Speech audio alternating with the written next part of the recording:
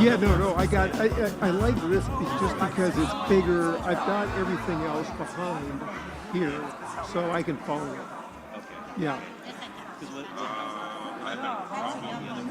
Yeah.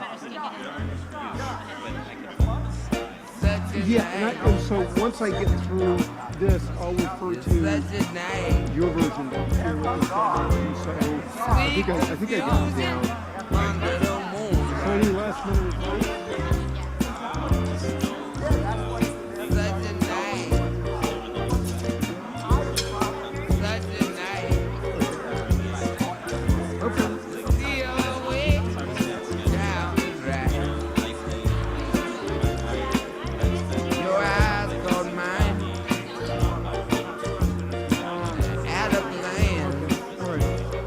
Ralph already told me. You let me know that this was my chance. You came in with my best friend Jim, and here I am trying to steal you away from him. Oh, but if I don't do it, you know somebody else will. If I don't do it, you know somebody else will. Yeah, I'm good. You know somebody else will. If I don't do it, somebody else will. It is such a night. It's such a night. Sweet confusion under the moonlight. Okay, good, thanks. It's such a night. Such a night. To steal away the time is right.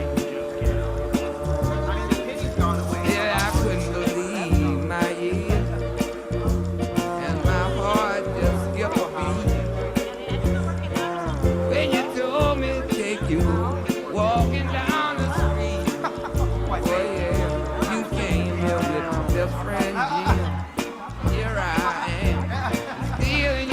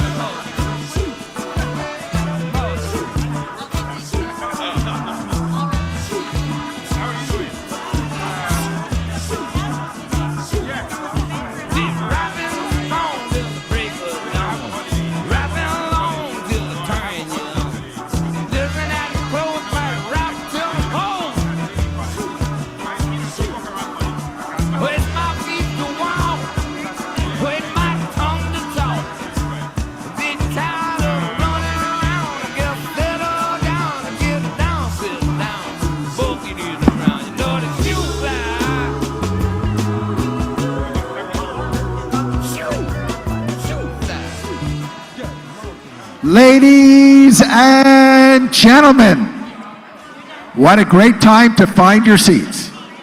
If you look up at the stage today, for the first time appearing at the Henry J. Kaiser Center for the Arts,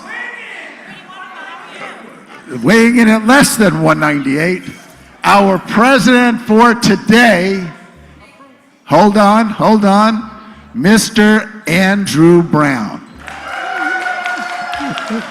Now, before the meeting starts, for those of you who will be using a microphone one day ever, I'd really appreciate it if you'd look at me and see how you hold a microphone. Ice cream cone, lollipop. Okay, everybody, let the show begin. Ring the bell, Andrew. Okay. Ring the bell, Andrew. Good afternoon, fellow. Louder. Give it to us. There it is. Ed, show him how to do it, Ed. Watch Ed. Ed, do it, Ed. That's how a judge does it. Good afternoon, fellow Rotarians, guests, and friends. I call this meeting of Oakland Rotary number 3 to order. Welcome to Oakland Rotary number 3, the third oldest club in the world. This is meeting 5,536. That's where it says applause. My name is Andrew Brown. I am leasing director and asset manager at Embarcadero Capital Partners, a West Coast real estate firm specializing in office assets. All of us come to Rotary in different ways. My employer wanted me to join Rotary because of our presence in downtown Oakland. What I didn't know when joining Rotary was how Oakland Rotary would enrich my life through friendship, service, and the opportunity to work alongside extraordinary people. The relationships I've built and the impact we've made together are among the things I value most about being a Rotarian. Thank you for allowing me the privilege of joining your club and serving as your president for the day.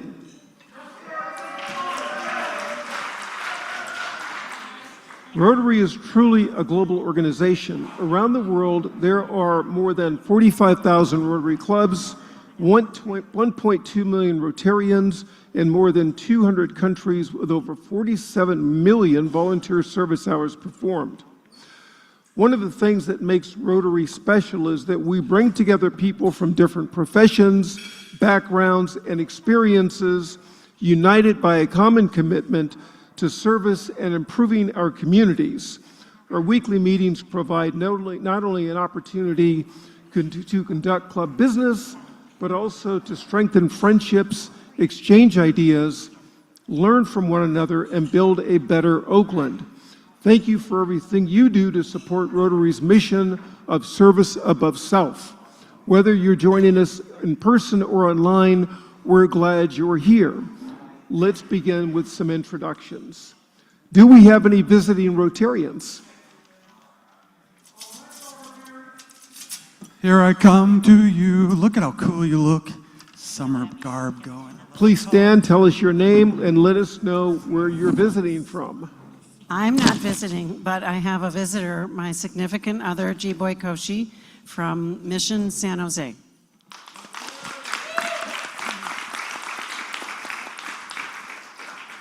All right, that's it for visiting Rotarians. And do we have any visiting guests?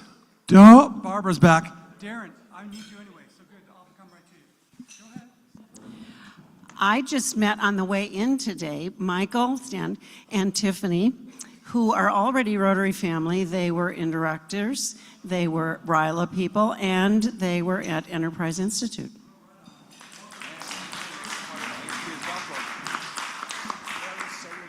Oh, hi, Darren Moore, owner of Between the Ears, health coaching. My guest today is someone from Harbor House. I want to introduce him. Hi, I'm Danny Fiddleson, the Director of Community Partnerships, Harbor House in Oakland, all the way the other side of the lake.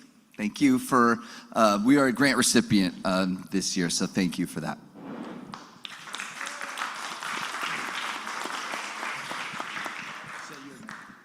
Oh, yes? Okay. Keith Uriarty, My yesterday is Veronica Garcia, and we heard in your opening remarks about making Oakland a better place to live.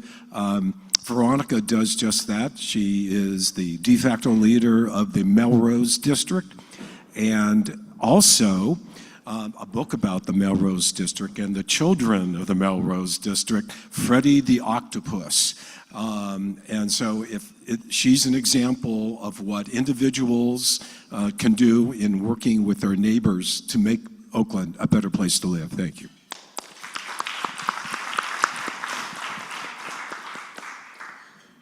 Great, thank you very much. Now please welcome Darren Moore, founder of Between the Years Health Consulting, a company that empowers middle-aged professionals and seniors to feel comfortable in their skin, recover from knee or hip surgery, and age confidently with strength, health, and vitality. Darren will give us the thought for the day.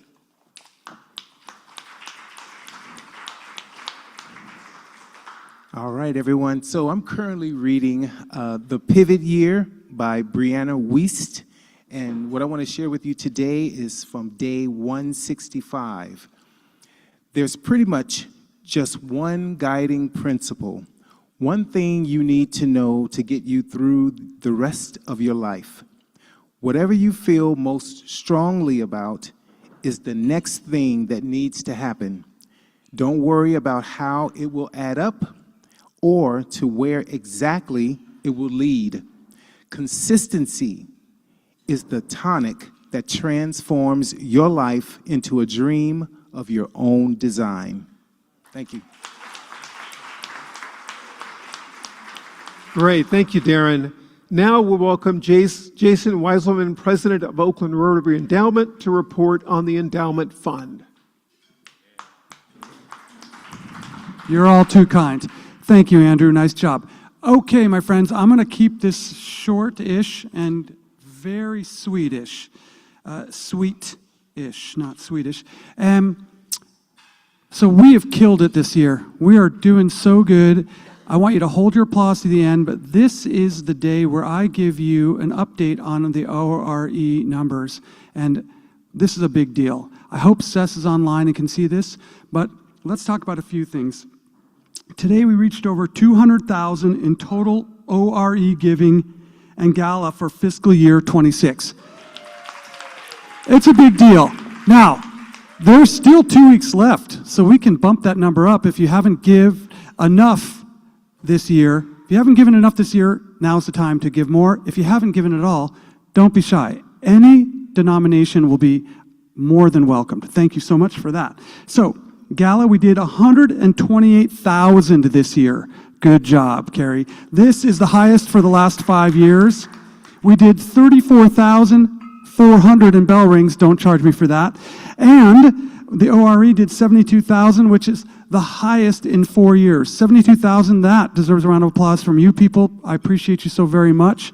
Okay, so 25%, that's 18,000, funds the next year's programs. 75% will be invested to further grow our endowment. So then you ask Jason, how are we doing on that endowment? Thank you very much for asking. You know, Sessa's goal was to get to a very, very lofty 5 million, and we hit that goal. This year, we've got to 6 million. And that is a big deal, my friends. That is $6,040,093 in the coffers today. 5.476215 is for the general endowment, which is growing on a daily basis. 559,620 for the scholarship to help people like you two. Thanks for coming in, and I really hope that we can do more for those folks. I have a big thank you to Jim Bosenecker, of course, and then I have the largest thank you, and the whole club owes a debt of gratitude for perpetuity to this woman right here. My friends, my fellow Rotarians, may I introduce to you the gem in the crown that is Oakland Rotary number 3, Pam. Go get them. So thank you for all of that. I actually have, if there's folks that are interested in the 5-year trend in the ORE giving, I've got 10 handouts that if you want to stop by. But I want to do some footnotes. So in related ORE good news, almost 80% of our ORE gala and miscellaneous pledges have already been collected, but that means there's still 20% out there.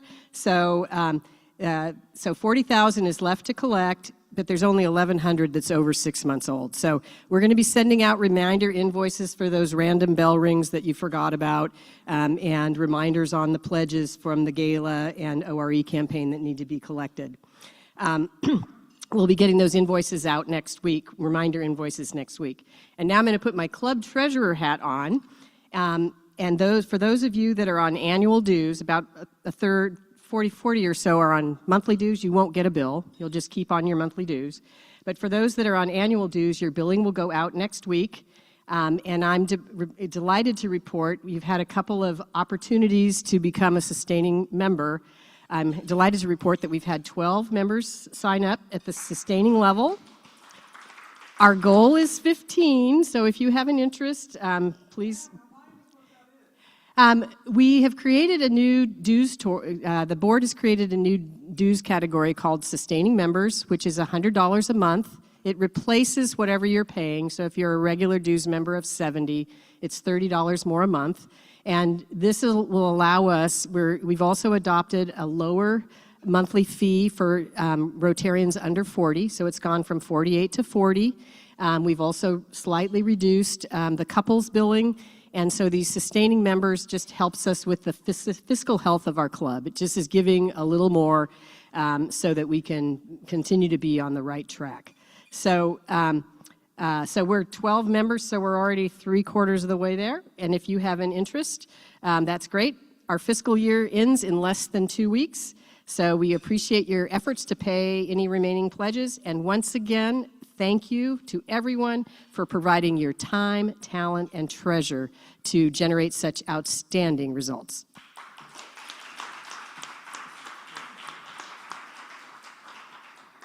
Thank you, Pam and Jason, for a job well done.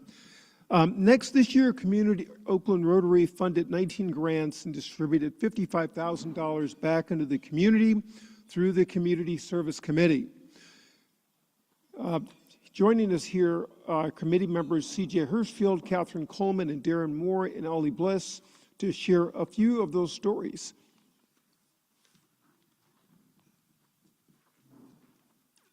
Thank you, Andrew. So I'm going to let two of our wonderful grant recipients speak for themselves. What I will say is that both grants are giving underserved Oaklanders the chance to tell their own stories, which is both empowering and exciting. We're giving cameras to those who can't afford them and a soundproofed podcast studio for kids who are crazy for this hugely popular medium. I'll let them speak.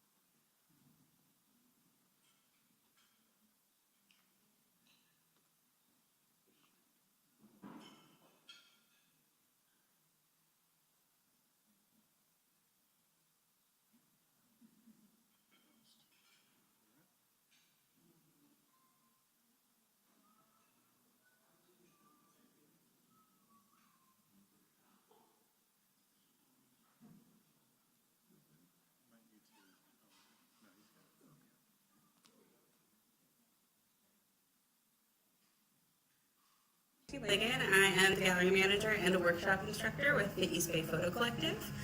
We are very thankful for the grant from Rotary so that we can buy some digital SLR cameras for some of our workshop programs. Kelly, whose photo is actually right behind me, she teaches a 4-week digital photography course. So this grant will really allow our course to be more accessible for people so they don't have to buy a camera ahead of time. We are really excited for this, so hopefully we can announce it soon and show people what we can do. Yeah, thank you.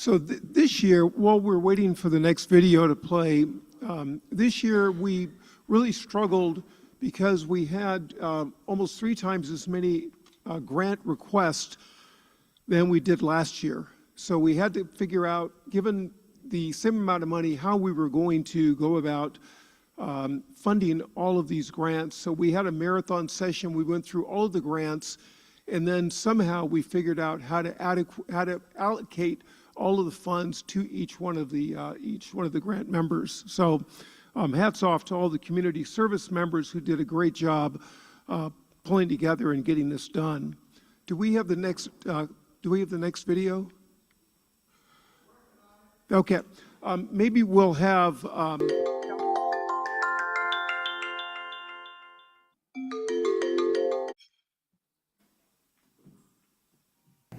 Hi.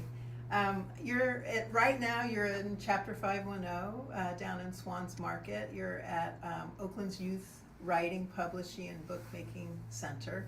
And I want to show you something really exciting that the Rotary has sponsored. Come with me. It's the Chapter 510 audio recording lab that we call Soundspace. And Soundspace is our signature teen program where 10 students, high school students, get a chance to write and record an episode on a season themed. And this year we're talking about mental health. And the Rotary helped, if you come in, you can see the Rotary helped professionalize our teen podcasting room. We are able to now have a higher quality of sound. The audience who listens to our podcasts will understand and recognize that it's as professional as a good hang with Amy Poehler. And our equipment is here. We have an incredible instruction. We have a great new carpet. And inside the stories now have the best environment for them to be shared with the world. And we can't thank you enough for this incredible investment in Oakland. Thank you so much.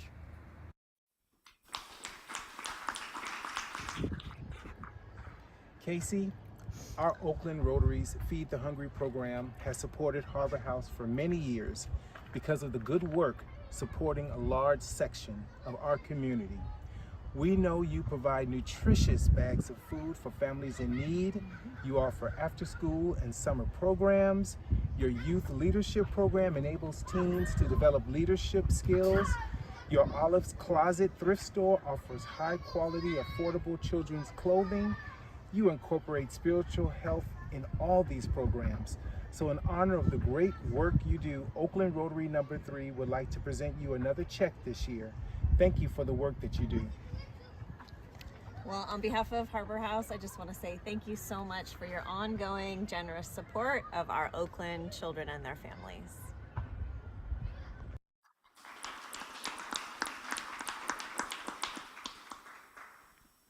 Next, we know that one of the wonderful things about Oakland is the number of nonprofit organizations that do marvelous work changing lives. Oakland Genesis, OG, is a standout in that regard.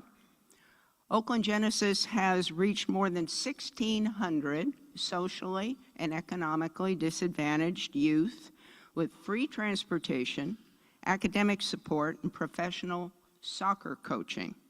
Last year, our club awarded a grant to fund an 11th team for OG, another girls' team.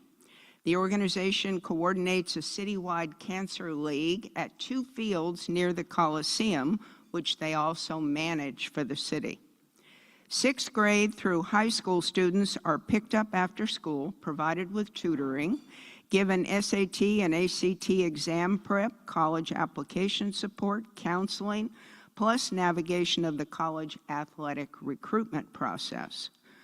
Oakland Genesis players attend mandatory study halls twice weekly, designed and taught by OUS teachers, Genesis coaches, and enrichment providers. Personal development is prioritized over athletic development. OG is headed up by a former pro soccer player who could not be here with us today because he's enjoying the FIFA soccer schedule in Paris, as well as celebrating a spectacular end-of-school announcement by the organization.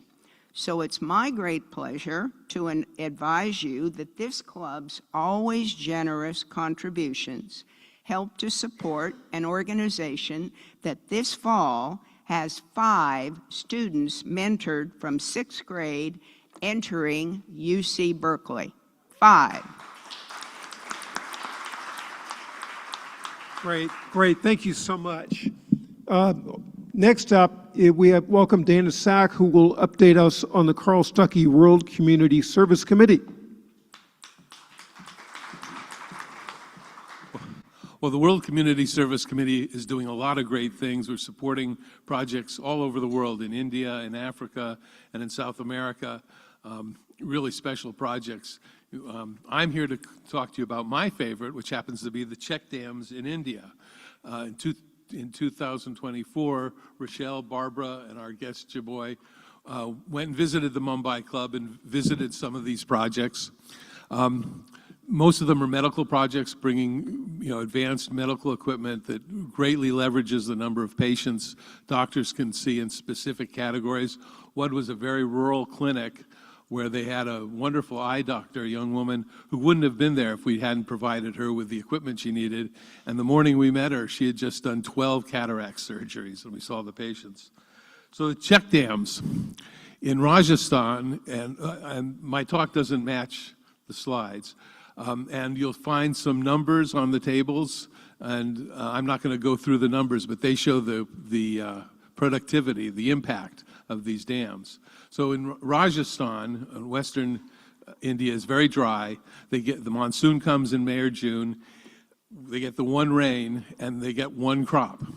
And after that, they used to be able to pump water, but they've pumped the water out of the aquifer. So they get one crop, and then the farmers, the husbands, fathers, all go to Mumbai and other cities to make money for their family the rest of the year.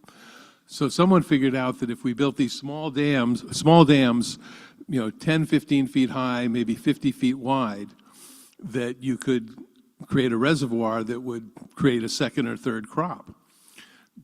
And there turns out there's a charity that does this all over India. We've done 10 dams with them now.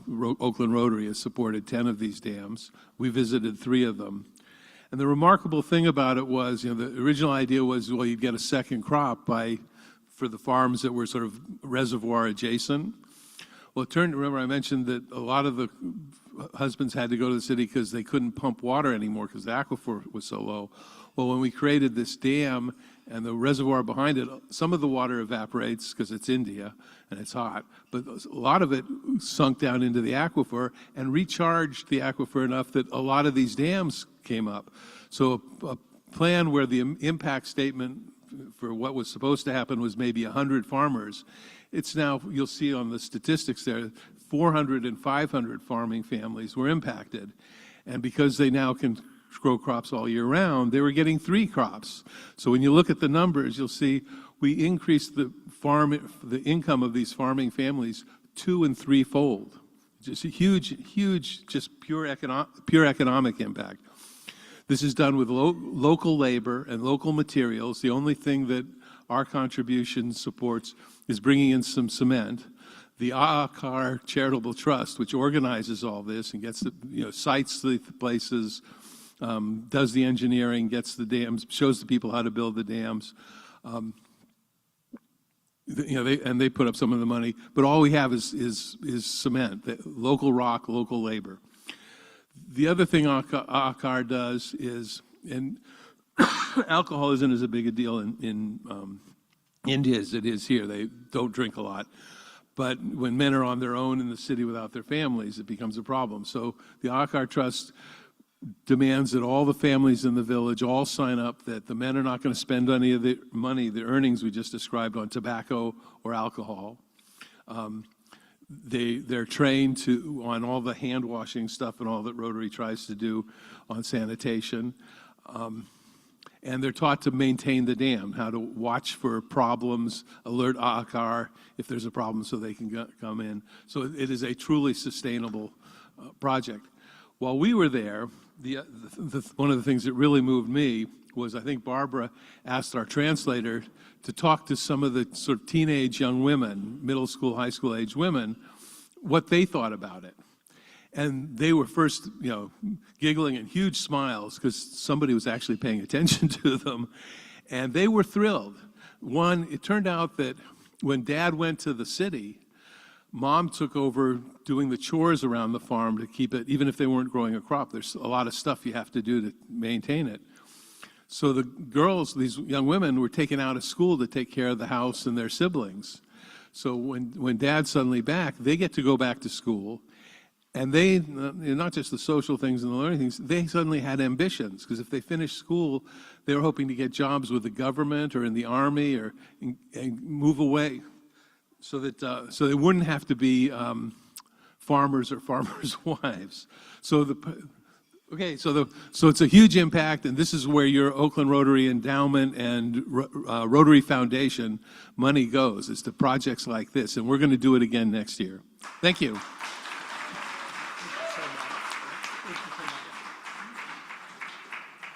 Great. Thank you for the presentation and projecting Oakland Rotary's impact across the globe.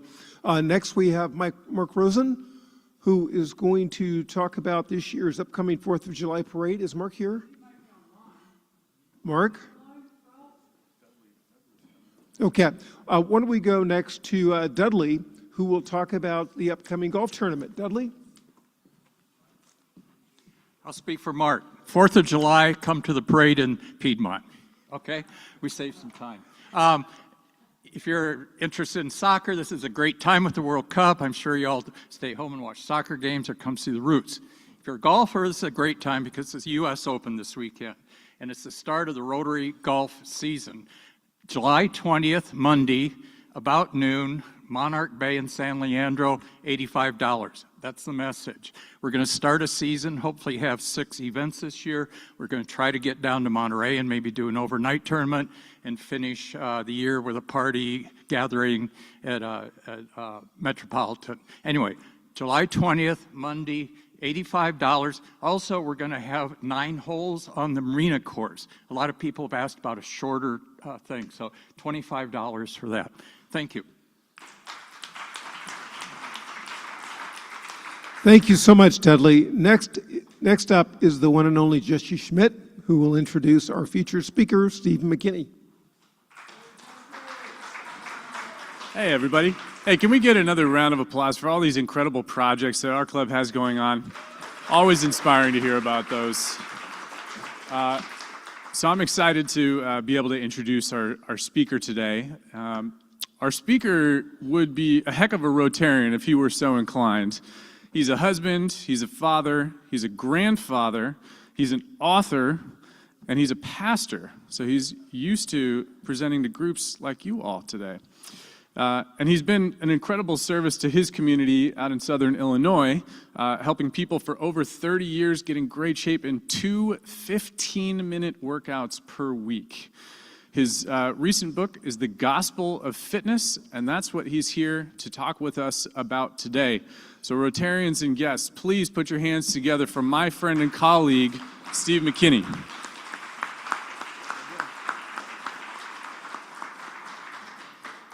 Thank you guys so much for having me. Let me tell you where this came about. I did a year ago, I did the local Rotary Club in Granite City, Illinois. There were 17 people there. And Jesse saw me online. He says, hey, we have the 3rd oldest Rotary Club in the country, and we'd love to have you.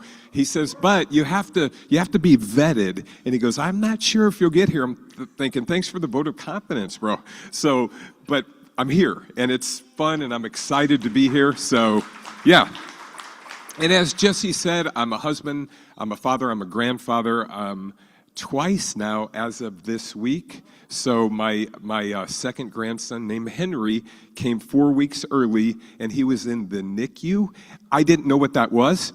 You guys probably do. Does everybody know what that? I thought he was in the mafia, because we got Nikki, we got Paulie. I didn't know what it was. So anyway, he's out now and he's home. And then I have my older grandson, he's 2.5, Matthew. And when he came about, there was a day that my wife left and I had to be with Matthew for the first time by myself, and I haven't changed a diaper in 30 years.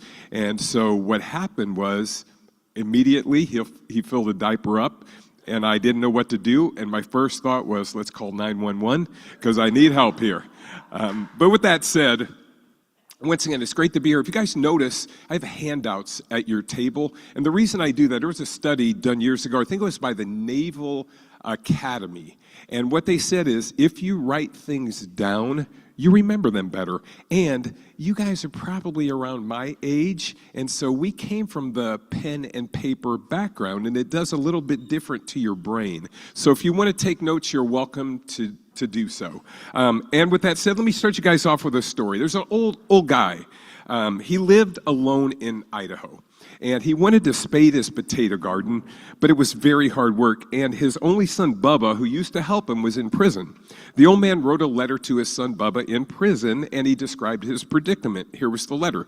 Dear Bubba, I'm feeling pretty bad because it looks like I won't be able to plant my potato garden this year. I'm just getting too old to dig up that garden plot. If you were here, all of my troubles would be over. I know you would dig that plot for me. Love, Dad. A few days later, he gets a letter from his son. Dear Dad, for heaven's sakes, Dad, don't dig up that garden. That's where I buried all the bodies. Love, Bubba. About 4 a.m. the next morning, FBI agents and local police showed up and dug up the entire area without finding any bodies.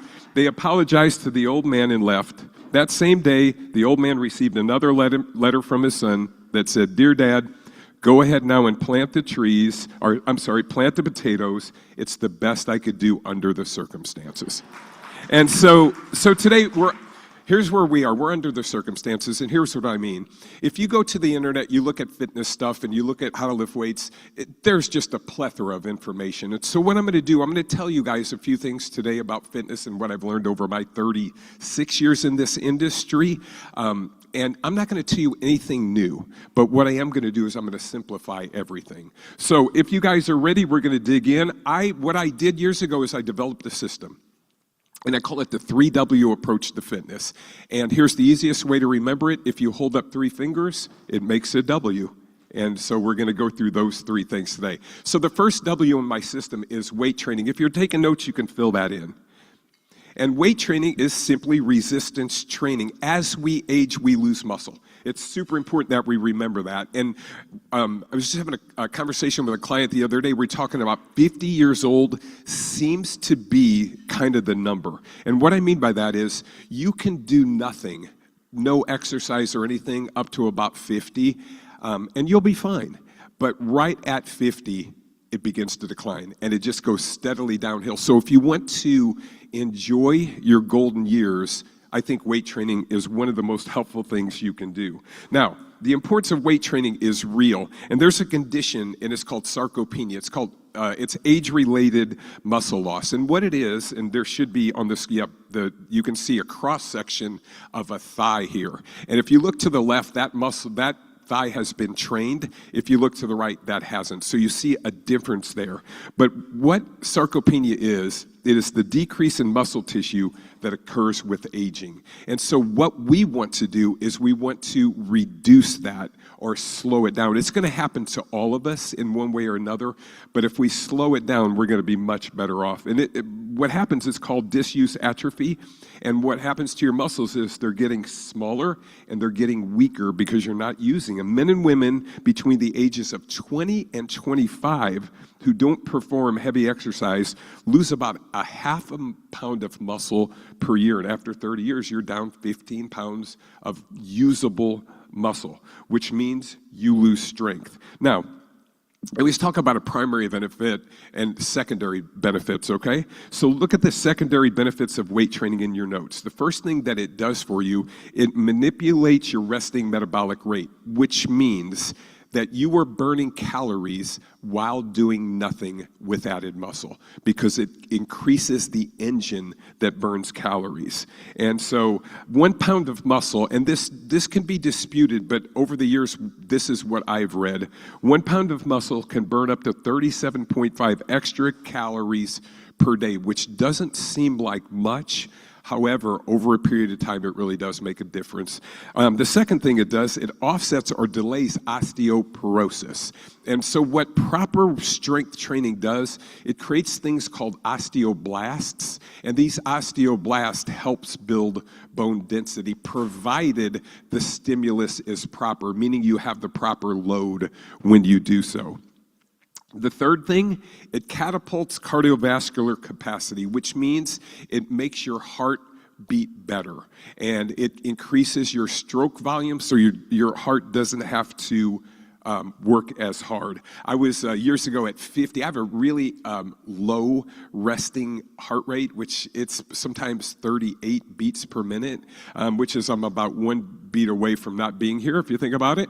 But I went to get an EKG. When I went in, there was a nurse there, and she immediately checked my heart rate, and she was panicking. She goes, "Your heart rate's too low." She says, "Are you a runner?" And I go, "No, I'm a weightlifter." And she goes, "Well, weightlifting won't do that, but running will." And so we have an argument right when we get there. So I'm like, "No, you're wrong about that." So she calls the doctor in, and she's afraid that I'm going to die any moment. So they put me on this treadmill, hook me up to all this stuff, and I'm running a full sprint on an incline for 13 minutes because they can't get my heart rate up to the point where they want it to be. And my legs were on fire, but I'm not quitting. I'm not a runner, but I'm not giving up. So anyway, the doc shuts it down, and he says, "If your heart were a problem, you'd have had a heart attack by now. You're fine." And so the lady looks at me and she goes, "Hey, can I get a business card?" And I said, "No." No, I gave her one. I'm just kidding. The next one, it elevates endorphins. Weight training makes you feel good. This morning, I went down to Jesse and Liam's gym, walked down there. I love this area, by the way. I just love it. I'm just walking. I'm an introvert, so I'm just walking down, enjoying the beauty of this place. The weather is unbelievable. So I went in, but I needed that workout.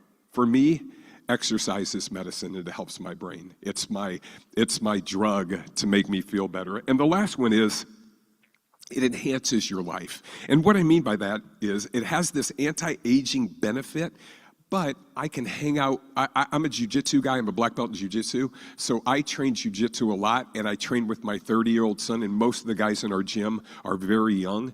But I get to do stuff that I love because I lift weights. We were just in Florida, and we did a seminar. He's very good, and I just go along for the ride. But I said, "Josh, I really don't want to go." And he goes, "Dad, they got old guys there. They want to hear from you." I guess that's a compliment. But anyway, we went, he does the seminar. At the end, what happens is everybody kind of rolls. We call it rolling, where you wrestle with each other. So there's an older guy, he's like 60. So he and I, we know each other. We do a round, and I'm looking over, and usually everybody's rolling. But at this point, no one was rolling. But there was a long line for my son, and all these people were lining up to go after him, one after the next, and I was laughing until I looked and there was a line for me too. So anyway, I did 6 3.5-minute rounds with a new person every time, which was 21 straight minutes of wrestling, and I am bragging because I did it, and I was really excited about finishing that. So, but here's the point. The point is, it's fun, and you challenge yourself to do things, and that's enhancing your life. The second W in my system is walking or some other form of low-impact aerobic activity. And what I mean by low impact, I'm not a big fan of running, although some people love it, and if you do, then stay with it, but it does break your body down after about the age of 40, and I see that over and over and over again. I was walking in the St. Louis Mills Mall, and they have these signs. I have a couple of quotes from it, but one of the quotes was from a guy named G.M. Trevelyan, and he says, "I have 2 doctors, my right leg and my left leg." And I think that's really, really important. But the primary objective of walking is to improve your fitness levels. And what I mean by that is I'll have clients that come in and I'll just say a lot of people who first see me, they can't walk from here to there. And so what we do is we begin to build their strength and then, give them some ideas on how to make their walking better.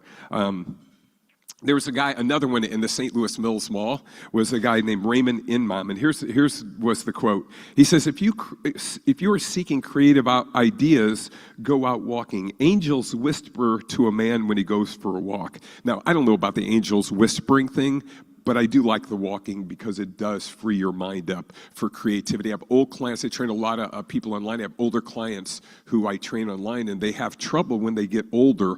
When they walk, they say they can't walk as far. And so what you'll find when people get older, their gaze begins to change. And what I mean by that is when they're walking, they're looking 5 to 10 feet in front of them because they're afraid to fall. And so with proper strength training, that changes. But the key to fixing that is to make your gaze go about 20 to 30 feet in front of you. And then what I tell my clients to do is if you're outside, I would rather you walk outside.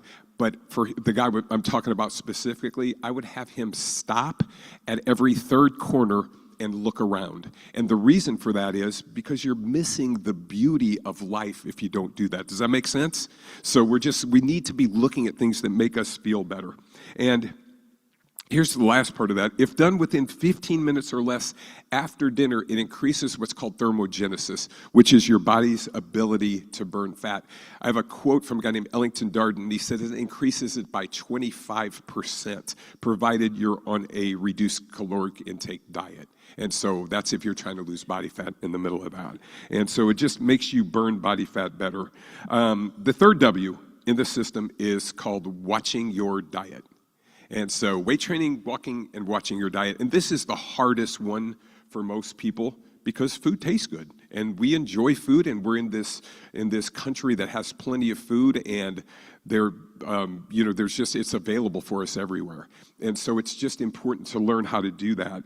Now, the primary objective of watching your diet is to reduce body fat levels. And when I say watching your diet, there's a while back, I do hospital visits at times, and I was going to visit someone in the hospital, and my friend told me, he goes, hey, my mom's up there. Can you go up? She's older. Can you go up and see her? And I'm like, oh, yeah, I'll be happy to do so. So I went into the room, and she was sleeping. But I looked over, and I'd been kind of busy all day. I looked over, and there were some peanuts in a cup. And so I just grabbed a handful of peanuts, and I was waiting for her to wake up. And so she woke up, and I said, ma'am, I'm here to visit your son. Joe told me to come. And while I was here, while you were sleeping, I grabbed a handful of peanuts. And she says, oh, honey, it's perfectly fine. I usually like to get the chocolate covered peanuts, and I usually suck the chocolate off of them. See, you got to be careful when you're watching your diet, right? You got to be careful with that. Now, the primary objective of watching your diet is to reduce body fat levels or control your body fat levels. And exercise is a very, inefficient way to control body fat levels. You'll see a lot of people do what I call excessive aerobic exercise. I'm going to do an hour of aerobic exercise a day or even more. What that does is it increases cortisol levels. And one of the things about cortisol levels, the way to decrease them is to eat simple carbohydrates. And so excessive exercise causes you, in my opinion, over time to eat more. So moderate exercise, hard weight training, some 30 minutes of walking per day, those things seem to work, and then allowing the diet to do its work. The key to watching your diet is to try to keep yourself from starving all day long, because too strict of a diet is like holding your breath. Eventually, you have to breathe, okay? Now, let me give you the secondary benefits of that. The secondary benefits, it can actually lengthen your life. There's a guy named Ray Walford, and he did his study at UCLA, and he wrote a book called CRON, Calorie Restricted Optimal Nutrition. And he had a group of people, and he did a study. They actually went into something called the biosphere, and they tested the aging of these people who went into this biosphere. They grew their own food, the conditions were perfect, and the aging process was slower. The problem with that, it's not real life. We don't live in a biosphere. But still reducing caloric intake as a whole does lengthen your lifespan. The second thing, it augments awareness, which means it helps keep you mentally focused. Here's an example. Love Chinese food, but some Chinese food is laced with monosodium glutamate. If you have a late night Chinese meal and you wake up the next morning, you're almost food hungover. I call it the MSG blues because you're kind of swollen, your mind's not clear. You guys know what I'm talking about? This could be chocolate, any of those types of things. But when you reduce your caloric intake or you eat properly, you're just going to feel better. You're going to be more aware of what you're doing. So when I come up here, I generally haven't eaten today because it just keeps me sharp. And anytime you speak, you want to be sharp with what you're doing. A guy named Barry Sears, he wrote the book years ago called The Zone. And one of his quotes was, "Food is one of the strongest drugs in our society." And I would totally agree with that. And the last one, it elevates emotions. And what I mean by that is eating right makes you feel better. And here's one more thought. Adding 1 gallon of ice cold water per day helps burn 123 extra calories because your body has to warm that water up. It's the only real negative calorie food. So, and now if you guys want to ask any questions, I tried to keep this brief so that I can answer some questions. That was beautiful.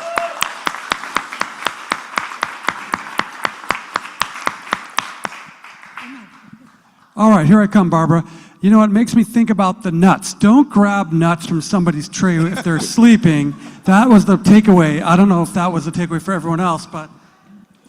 Does it matter whether you're walking fast or slow in terms of weight loss or exercise benefit, et cetera? I would use, here's what I would do. I do moderate walks. I have a guy that I train, he's an architect, I train him online. And he's 74 years old, and every time I would train him, he would be exhausted. And I would ask him, what are you doing in addition to what we're doing? Oh, I'm doing yoga, I'm doing this. I go, stop it, stop all of that. Do moderate walks in the afternoon or in the evening. And he said, well, can I make them power walks? And I go, you don't have to make them power walks. That doesn't create a lot of benefit. What I would do, and I challenge my clients, I do 2 sessions of weight training per week, moderate walks during the week, maybe 5 of those. On 1 day per week, challenge yourself to do something that you haven't done that's a bit hard. We have in our area the Cahokia Mounds. It's a historic landmark, and it has these stairs that are really high. And I tell my clients, walk that 1 day a week. So, because a lot of it, they call it zone 2 cardio, and it does help your cardiovascular system to benefit like that. But moderate walking is just fine. You do not have to push yourself. If at times you want to do it, feel free, but don't make it a law to do it. Enjoy your walk. Make it casual and fun. I walk with my wife. I can never keep up with her. I just do the best I can. I have to pull her back a little bit. So hopefully that helps. Sean, I'll get to you, Bill. Hi, question for you. You mentioned earlier in your talk about making sure that when you're lifting weights, you're doing the right amount of resistance. Can you get a little bit more specific about what right amount of resistance Yeah, means? I talk about some people that do reps, some people that lift super heavy. Can you get a little bit more color Absolutely. on that? I talk about this a lot in my book. I use a principle called time under tension.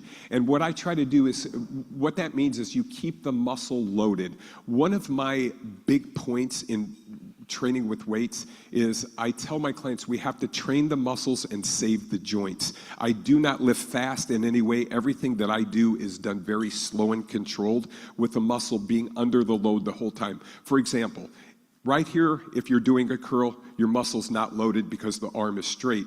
As I begin to curl it, the bicep begins to flex if I have the proper amount of resistance. So what I want to do is I want to keep that tense for 60 to 90 seconds. So I use a timer. Now you can think of it in terms of reps. If you go 3 seconds up and 3 seconds down, you do 10 reps, you got a 60-second set.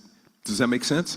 So we're just looking at that, and I use a moderate load, not super heavy. because I try to teach my clients to connect your mind to the muscle while you're doing it, to feel what's actually happening.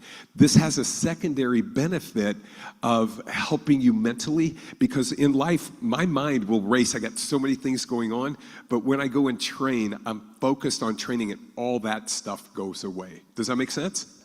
So just look at 60 to 90 seconds. If you want to count reps, perfectly fine, but just make it fit you. Most people, if you go to the gym, what you will see them do is they will be throwing weights really fast, and they won't even be under the load. They'll do the set in about 15 to 20 seconds. The magic happens when you get deep into the set and when it really gets to burn.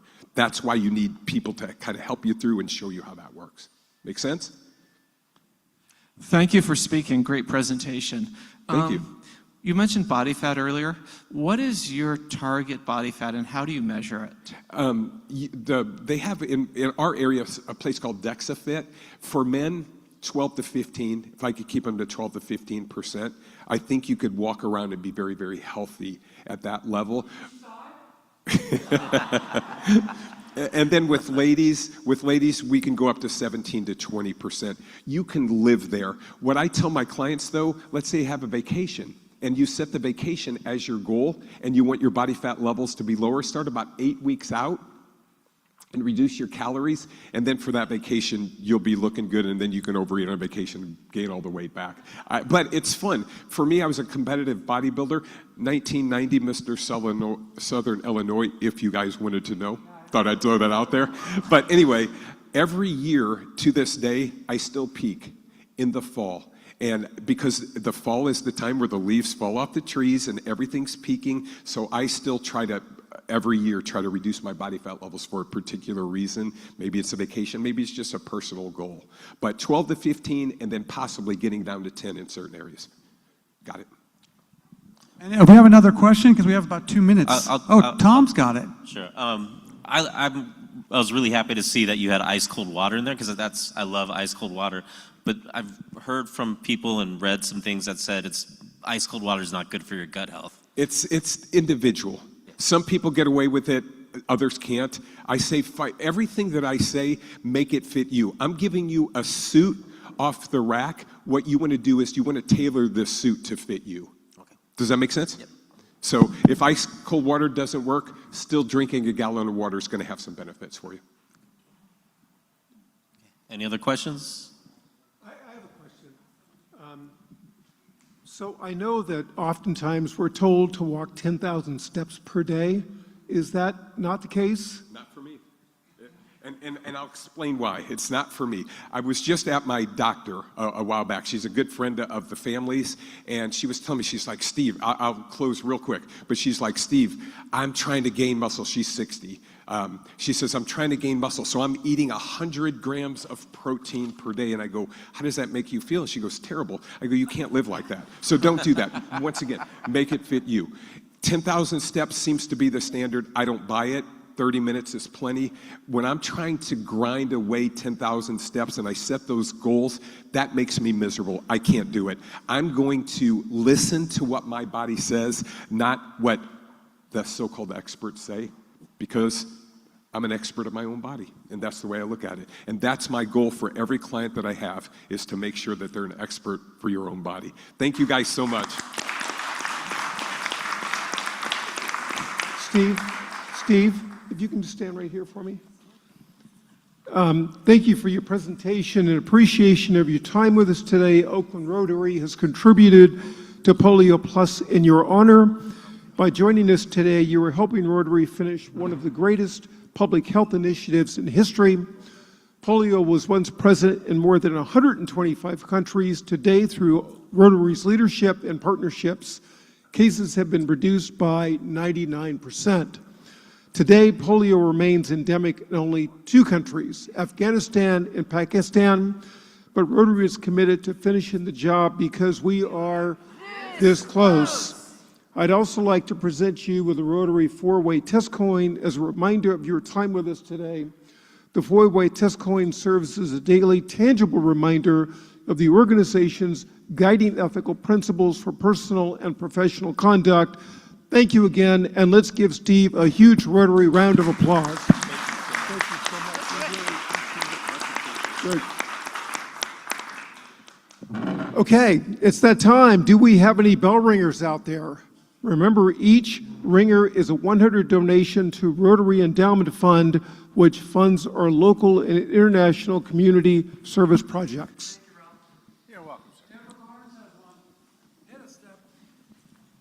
Hi, everyone. I'm Deborah Barnes, and I am co-chair of the Community Service Committee, and I want to ring the bell for my co-chair, the very own Andrew Brown. Oh, stop. And, stop. Some of you know that I had a few health problems this year that I didn't expect, and Andrew just picked up the ball and ran with it. We had a remarkable year because of all of you. We raised so much money in Feed the Homeless. We were able to give 8 charities $5,000 checks each. Thank you. And also, I want to ring the bell a second time because I am a native Chicagoan, South Side girl, and I want to ring the bell in honor of the opening of the Obama Presidential Library today. Woohoo! Thank you. I'm coming back to you, CJ. Hold on, got Alex. I know, but Alex first, sorry. Oh, well, because he put his up first, but I can see her looking at me with Yes, good afternoon. Good afternoon, too.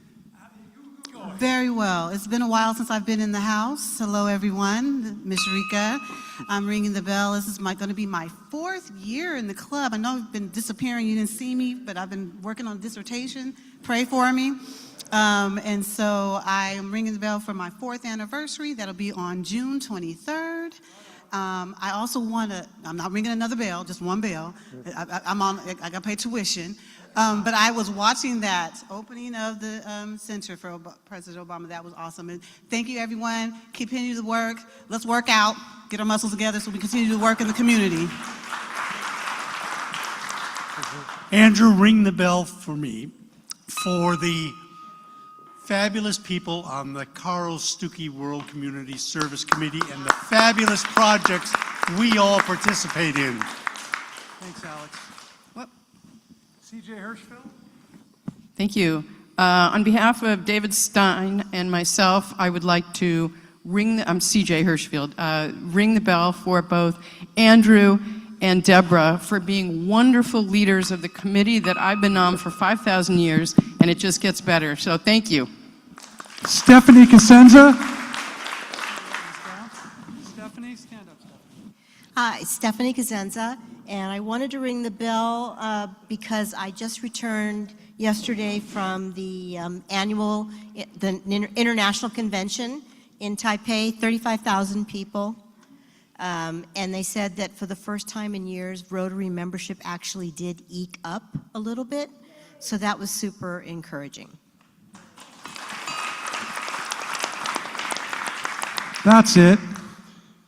Okay, next up to talk about Coach Joe's demotion is the one and only David Stein.